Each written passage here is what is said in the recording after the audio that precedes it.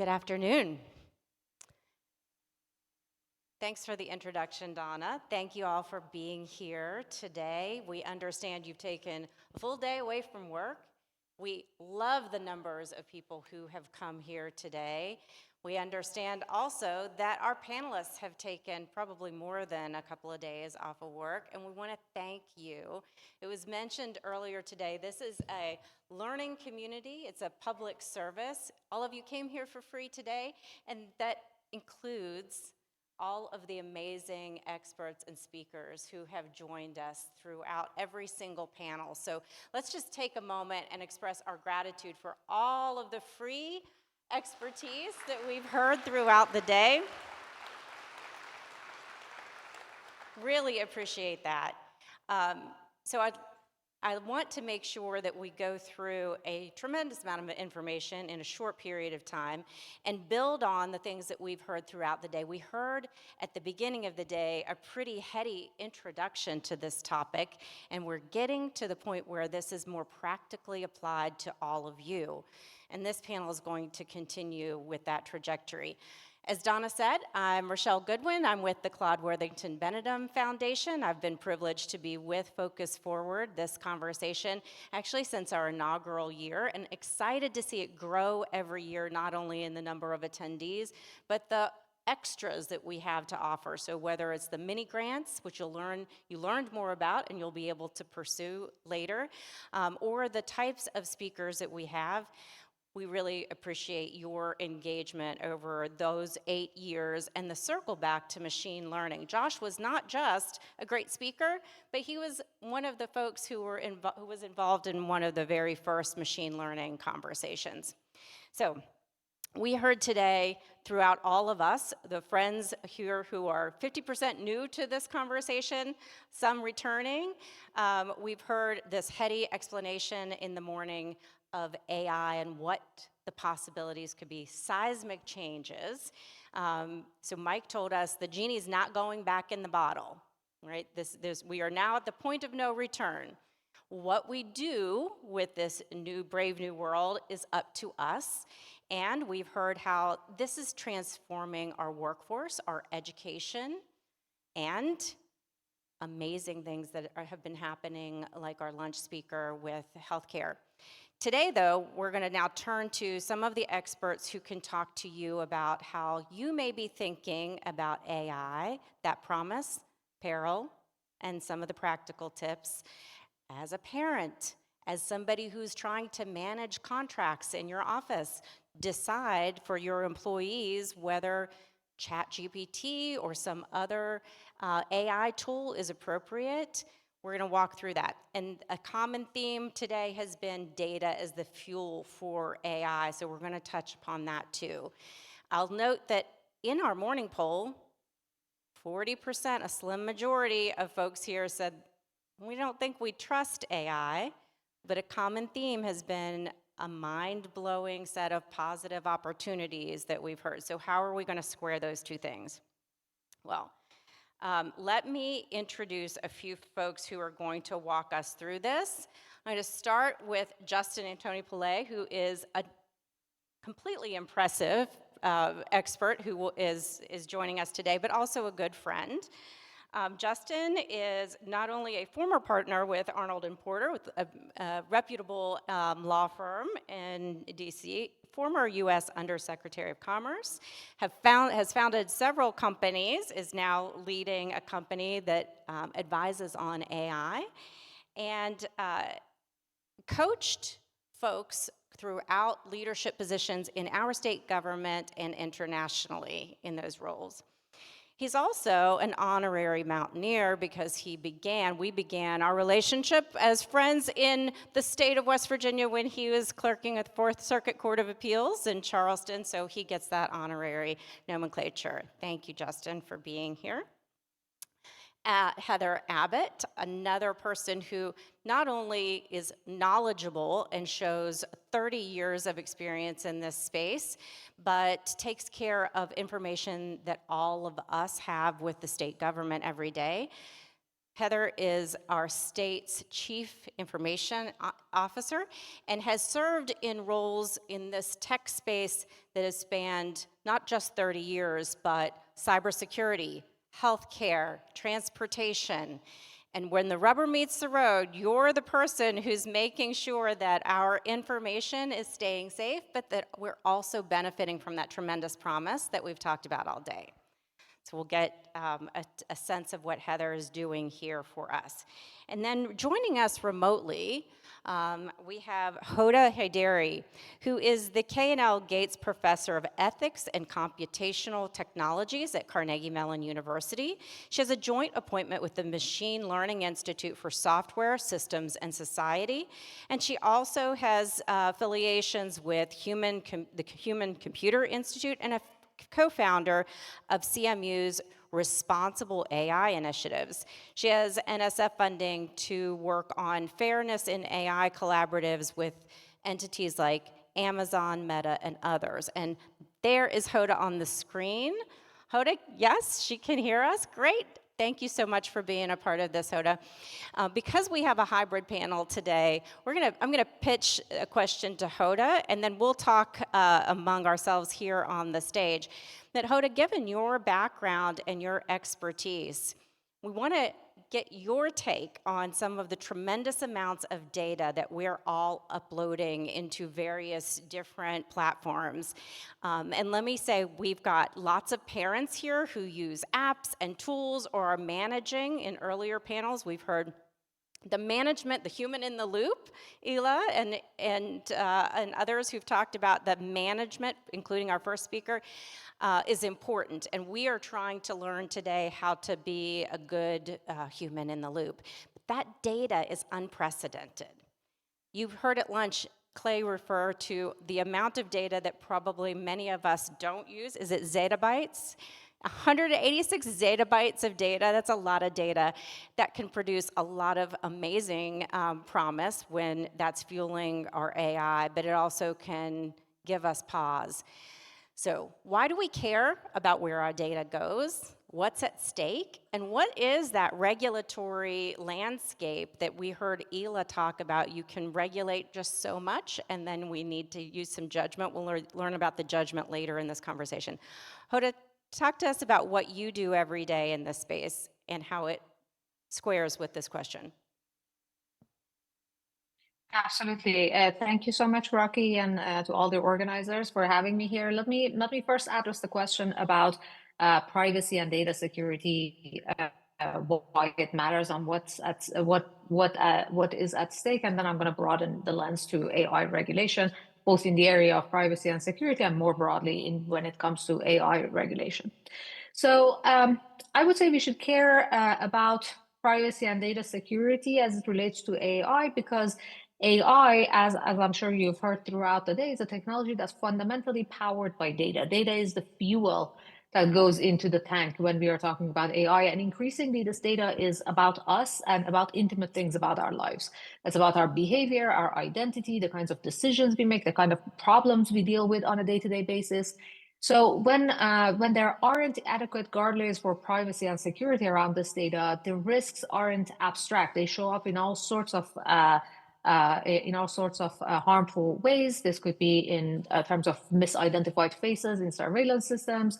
It could be in the form of biased hiring decisions. It could be in form of exposure of our highly sensitive data, let's say health data, financial data, and so on. Or it could be in terms of psychological manipulation using highly personalized content. So there has been some recent enforcement actions taken in this area. For example, FTC has brought up cases against certain entities who haven't been dealing with data properly.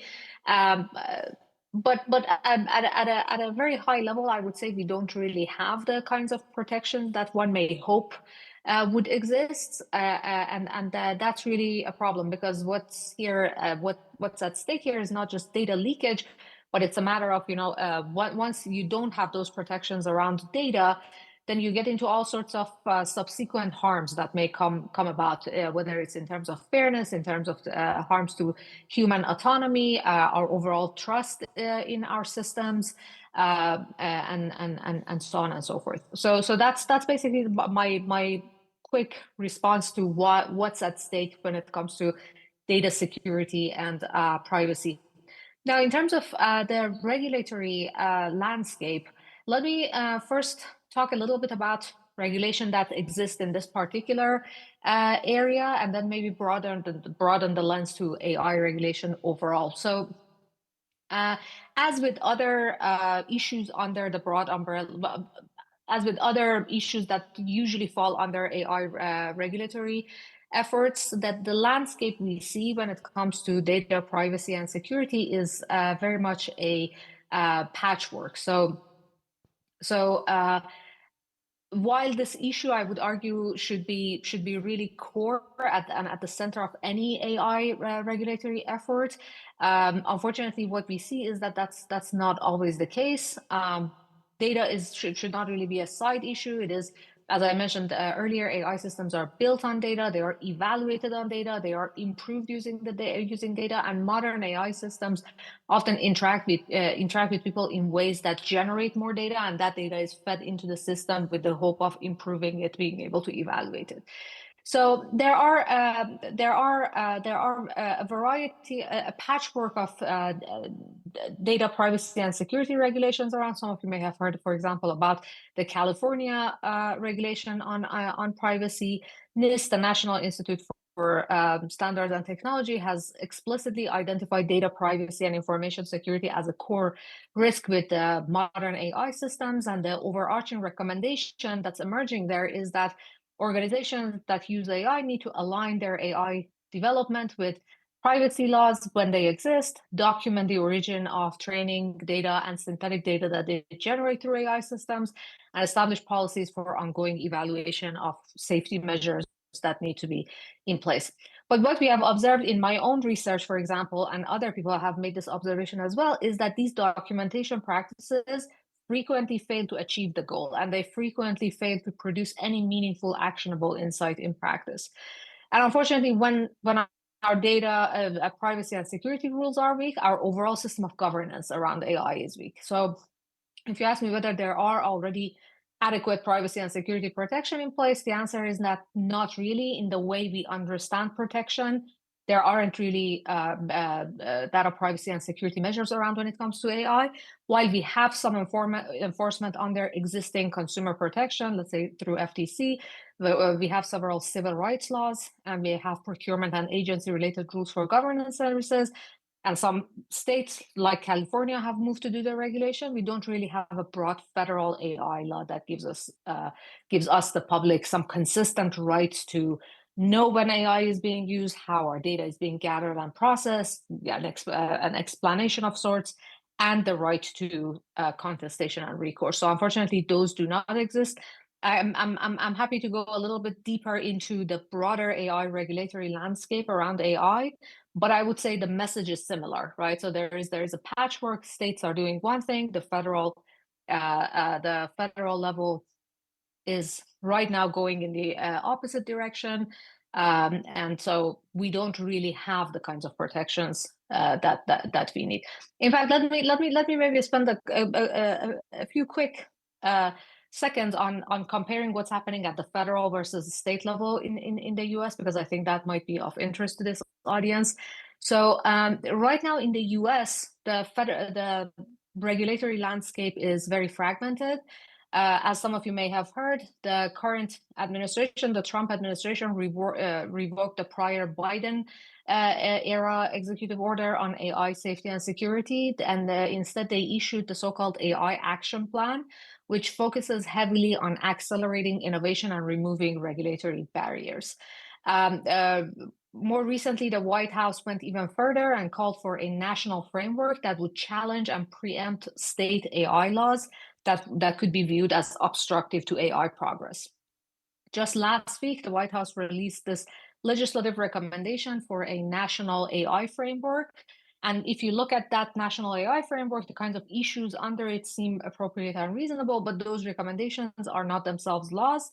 So again, at the federal level, the real story is not that we should be, it is any moment that we are going to get the arrival of a strong new public protection regime, but rather it is kind of like a struggle over what the regulatory goals should be, whether we should prioritize guardrails and safety and protections on the one hand, or whether it should be a story about deregulation and federal preemption of state efforts. On the state side, all 50 states in the past year have moved to regulate AI. Some of them have, in fact, ended up enacting specific measures around AI, but again, they tend to focus on different topics. They tend to prioritize different issues and create geographically inconsistent landscape of AI regulation. And there is obviously the federal pushback against states doing anything in the AI regulation space. So that's kind of like at a high level what's happening at the federal versus state level in the US. I'm happy to go into more detail, but I would love to hear other panelists' thoughts before that. Thank you, Hoda. So the headline is, there is a ton of promise, and we have a potential at our fingertips in every sector, in every area. There's some peril, and we'll need to navigate that without the certainty that the federal government, international regulations, or local or state government is really creating the guardrails to give us absolute answers. I want to turn actually now to Heather, because Heather, you live this. Those kinds of White House regulations, directives that you get from the state are things that land on your desk. So if there's a ton of promise and potential, if there's no regulatory regime that's effective right now that we can rely upon, how do we take care of maximizing those potential opportunities and minimizing the risk? And then I'm going to ask Justin to kind of broaden that back out for us. Sure. So, can you hear me? Okay. Yeah, I do live this every day, and so that you all understand exactly who I am, because saying I'm the CIO of the state doesn't really explain it. So the executive branch of state government, I lead the IT, the Consolidated IT Agency that organizes and monitors security and does the IT oversight for most, not all, but most of the executive branch. So to Rocky's point, absolutely every day. Citizen data that we have to protect and make sure that it is secure and it's not being used in ways that it shouldn't be is what everybody has every day, and it's really what kind of makes people nervous, because it's your DMV data, it's your tax data, it's your health and human services data, it's your child support data, it's everything that you do with the government.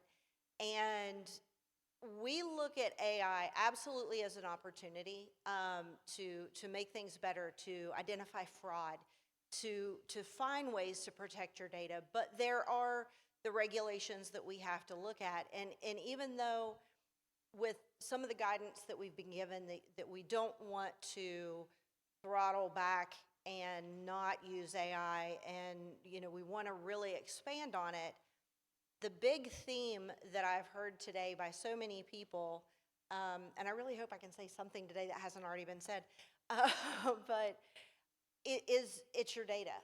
And without your data, AI is just a tool that does nothing. So we have to make sure that the data that we're putting in AI is done in a secure manner, that we're creating contracts with vendors that we know exactly how they're using your data, and we're protecting that and making sure that it's not being shipped off and sold to foreign countries. So rest assured that is being done. We are very protective of it, and we see that at the state level as our responsibility.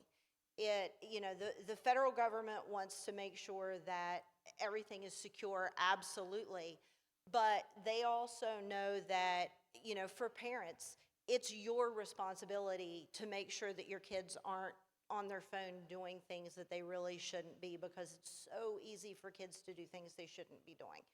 And in that same vein, it's my responsibility and my state staff's responsibility to make sure that we are securing your data, that we are doing everything we can, and we're looking into AI tools and using things to help us do that. We have to go down that path because we're using AI, but so are the threat actors, and so are the people that are trying to get your data. So we really have to make sure that we're one step ahead every day to ensure that. I hope that kind of answered your question. If you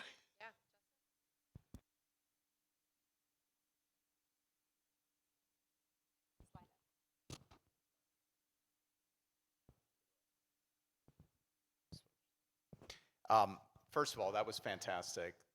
The panels have been fantastic, really. And Rocky, I appreciate you acknowledging that I consider myself a West Virginian, even though I only lived here for a year. I kind of view it as the same way as I was a coach when my kids were little. I'm always a coach. Whenever I see any kid I ever coach for the rest of my life, I'm always coach. And I hope I get to claim that as a West Virginian. It's one of my best times I've ever spent in my life, and I appreciate being welcome back here today. If you don't mind, I'm going to reflect on a couple of things and sort of, because the panel is a bit about, practical and peril and the rest of it.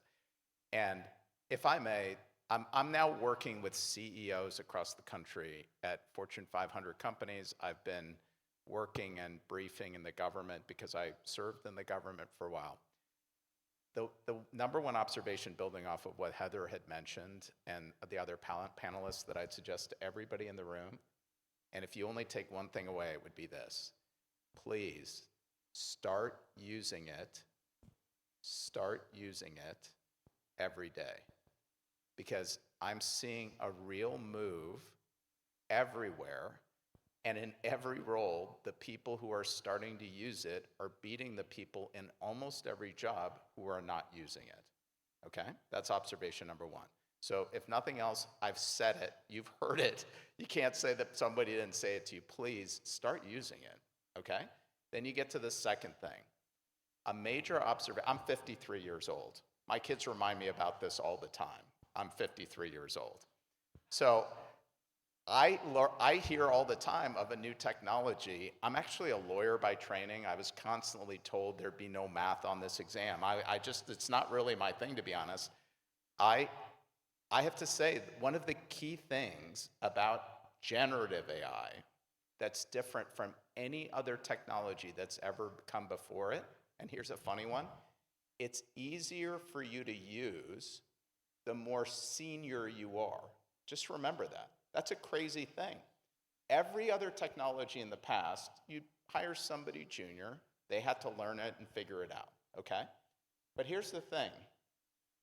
If you give the most junior person generative AI, and they see what comes out of it when it asks it to do something, they don't know whether it's right or wrong, right?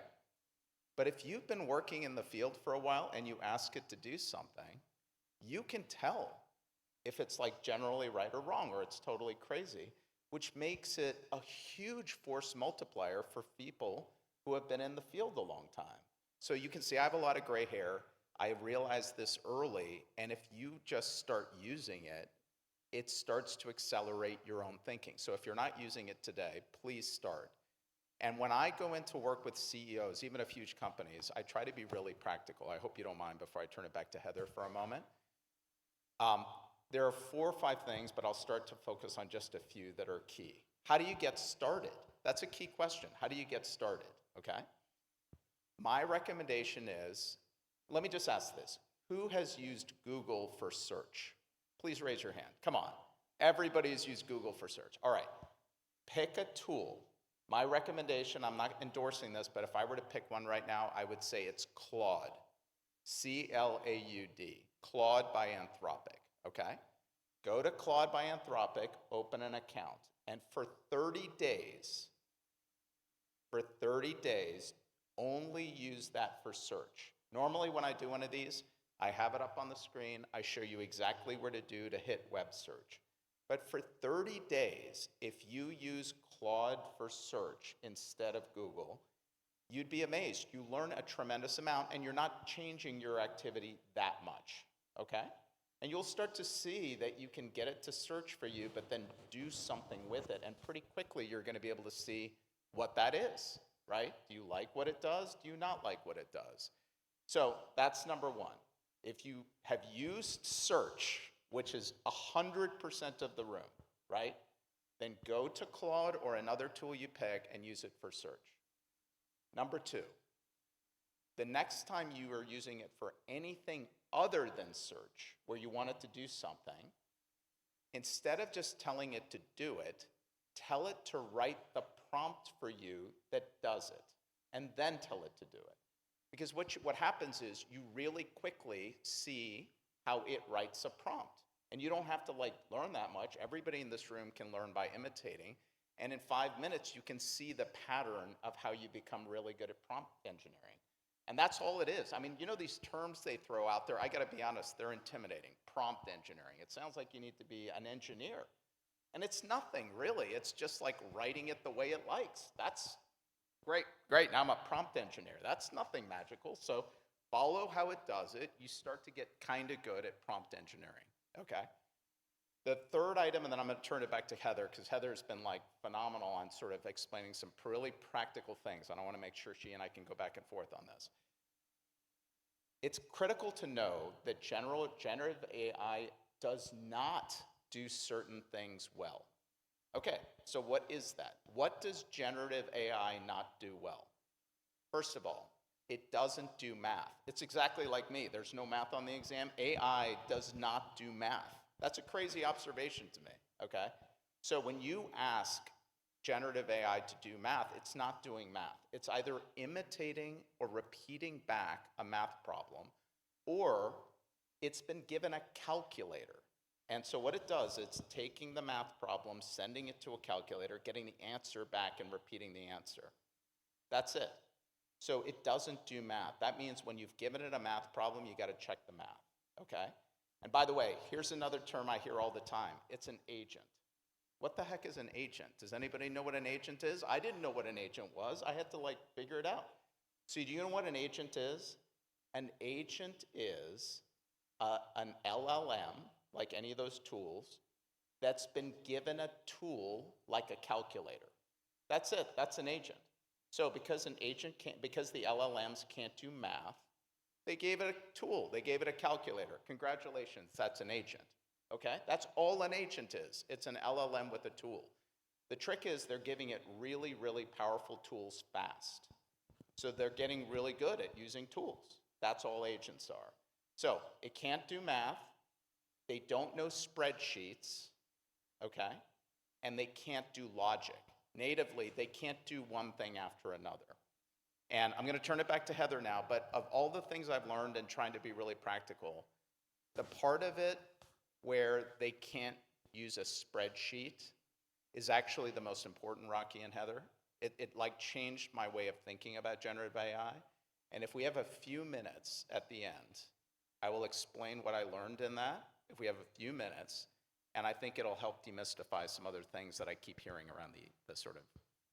Very good. So moving to some of these practical and applied pieces of what we've learned from today's funnel, from the really heady philosophical stuff to what we can use every day. You just gave us some tips that our morning speaker did tell us, right? API was a clever way to think about 3 things that he was recommending, and we are now advancing and implementing in the conversation. Let me turn back to you, Heather, and ask you to kind of drop down a little bit deeper on that protect piece. So when you're talking about the tools, just use those tools.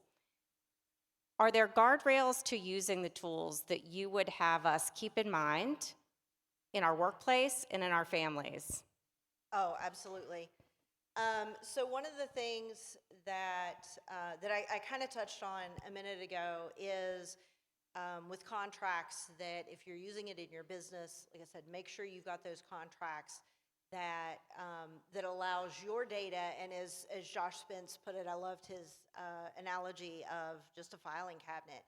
that you're protecting your data, and that data is going to stay in the confines of the AI and your filing cabinet. It's not going to go anywhere else. And when it comes to your family, your kids, your parents, your friends, make sure that they understand that what's on the internet is not always true. I have constantly, my kids will say something. I've got teenagers, and they'll be like, "Oh, it's this," and I'm like, "No, that's not right." "Yes, it is. I saw it on TikTok." Okay, that does not mean it's true.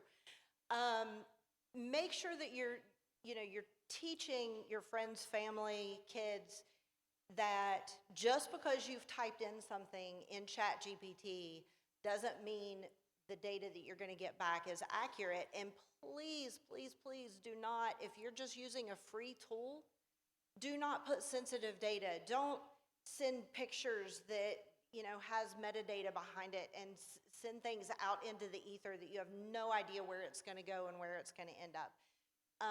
It's an amazingly exciting and terrifying time right now, and we just don't know what we don't know that we don't know.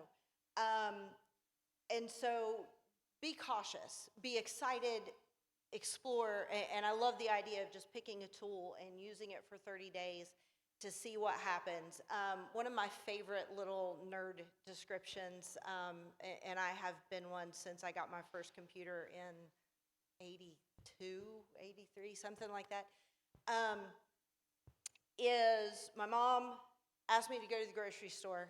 She said, "Pick up a carton of milk. If there's eggs, get 6. I came back home with 6 cartons of milk. If you understand that, you could probably be a computer coder. That's the kind of thing with the prompt engineering that you truly have to understand what you're asking this to do, because it's still just, at the base of it, it's still just zeros and ones. It's a computer. It's just doing things much faster, and it's looking at data, and it is anticipating. Somebody said earlier, it's looking, it's anticipating what the next word's going to be. And it's amazing, but you do have to be careful and make sure that you are questioning what comes out, because those hallucinations are real. They happen on a regular basis, and if you're not asking it the exact right question, you might come back with 6 cartons of milk instead of 6 eggs. So you got to be careful there. Great. So one thing I just want to clarify for folks in the room, when you say metadata, be careful what you put into this. Tell us what metadata means, and tell us, this goes back to what Hoda talked about at the beginning, that potential harm. Where does this information go if you use a ChatGPT or some of the other tools? And how do we decide, when you tell us to be careful, how do we make the judgment on use it every day, what to put in that, versus what maybe you would say, no, here's what metadata is, and here's what I'm telling you to use your judgment to be careful. Yep. So in essence, metadata is data about your data. That sounds a little ridiculous, but like take a picture, for example. In our digital age, when we take a picture on a digital camera or on our phone, if we don't change the settings, that image, that file could be capturing exactly where you're at, what day and time that picture was taken. And it could potentially give someone else your kid's address.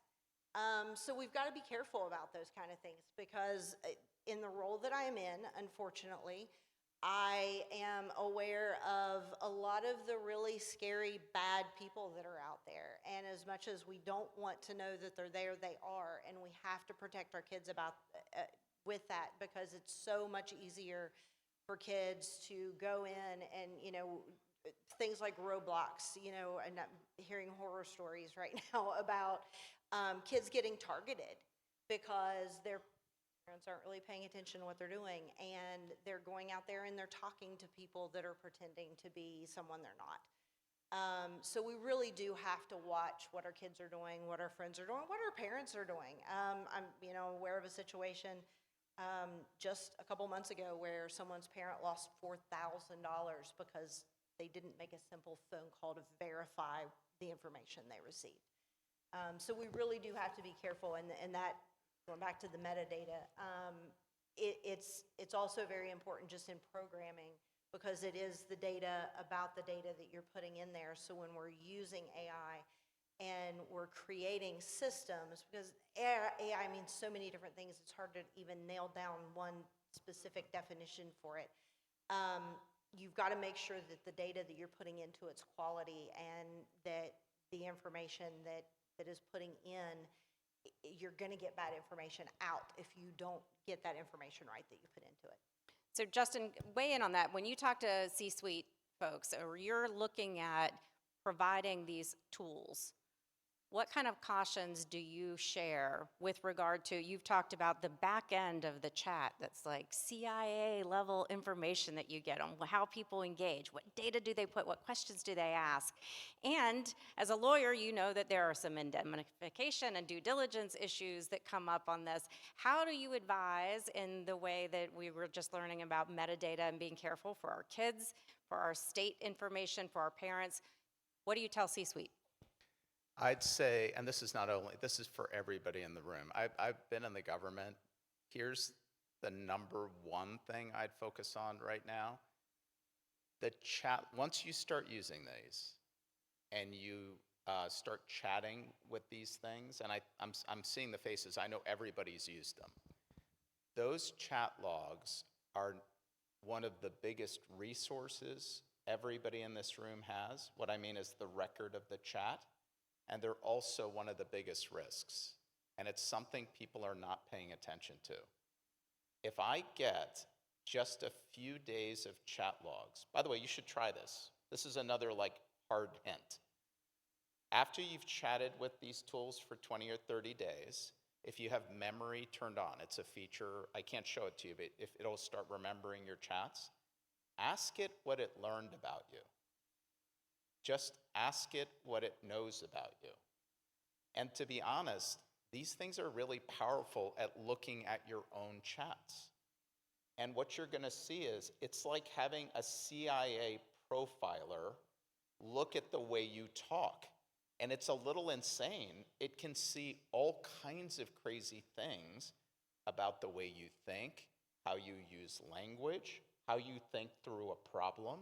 It's really, really powerful. So on one side, if you're running an organization and you have the chat logs available and you can use them in a good way that people understand, you're going to get a lot of power from that, really a lot of power.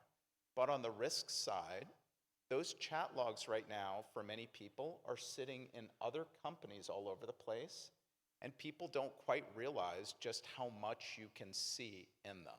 So that's number one. There's been a lot of talk about privacy laws and that sort of thing. This is an area in which I've practiced for years, and I think they're really well-meaning. But you all have gone to a website, I'm sure, and you've seen a cookie approval tool pop up. Am I right? Is this right? You've seen this, okay. That is as a result of a privacy law. How many of you fundamentally feel like your data is being protected more because you approve a cookie? Is there anybody in the room? Okay. Since the European privacy law passed a few years ago and states started passing state laws, is there anybody in this room that feels like they're safer from a privacy perspective at all? Just think about that question. So, if you really are thinking about your own organization, these privacy laws are not really doing very much for you. I think what Heather just said is a more important thing. Think about where your data is. Think about what that data is. And my second level recommendation right now, Rocky, is you should think of these AI bots as helpful. They're helping you. But the stuff that really both interests me and worries me is they're a little like people. You know that there's like a Saturday Night Live sketch where there's a kid and a dad, and I don't know if I'm getting the right show even, but kid and a dad, and kid starts doing something bad and the dad tells him not to do it and the kid says, I learned it from you. He says it with more emphasis than that, right? That's like a thing. Every behavior that these things are learning, they learned it from us fundamentally, right? They've been trained on the broad internet, which means you get helpful things, but they're also learning how to do bad things because they learned it from us. And some of the risks that you're seeing are really crazy. Like, they set up an agent to go try to get into a security regime, and it couldn't click a button because you had to be a person to do it. But it learned you can hire a person to do it. So it went to hire a person on a site to click the button. And when the person said, well, wait a minute, that seems a little weird, why would I do that? It explained that it had physical ailments and couldn't see the screen, and it convinced a person to go click the button for them. Now, that's just a manipulative behavior that you learn from a person, right? But the risks that I'm seeing are more that they're kind of genius people that know how to manipulate in every way. Very good. So another case for human in the loop. So in this last second, I want to do a lightning round of your practical, I know you've given some practical tips. Any last practical tips from all three of us, three of you who would tell us how to go forward and reduce, for those people, 40% of the folks in the room who say, I don't trust AI, and for every one of our panels today who said, AI is going to bring us amazing new opportunities, how do we listen to both? I would say that remember that AI is a solution in need of a problem. So think about a problem that you would like to solve, and then go at looking at how AI might be able to help you solve that problem, because there's so many different things that it can do. So just keep that in mind. In the 1 second, I would say treat it like a person, in the sense that treat it both as somebody that might be good and might be not so good, and be skeptical and optimistic at the same time. Hoda? I would suggest treating AI tools like public or semi-public environments. Don't put anything in it that you wouldn't want to be publicly accessible. I think that's a good cautionary principle to follow. Okay, so there you have it. Try things, use things that are now newly available to all of us. Use caution as parents, as somebody running an office, as somebody who has responsibility to the data that you're safeguarding or you're using. It's open for everybody to see, good actors, bad actors, and we hope that the next panel is going to take that again to the next level and show how the next generations will be using these tools. So thank you to our panelists. We appreciate your time.